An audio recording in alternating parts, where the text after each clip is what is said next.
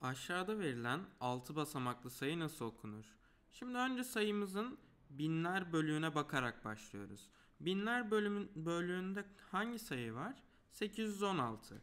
Hemen 816'yı yazalım. 816. Bu sayımız binler bölüğünde olduğu için sonuna bir de 1000 ekliyoruz. Şimdi ne yapacağız? Şimdi de birler bölüğüne bakacağız. Birler bölüğünde de 310 sayısı var. 310'u da yazalım hemen. 310. Birler bölüğünde olduğu için zaten ekstra bir şey yazmıyoruz. Demek ki bu sayımızın okunuşu neymiş? 816.310.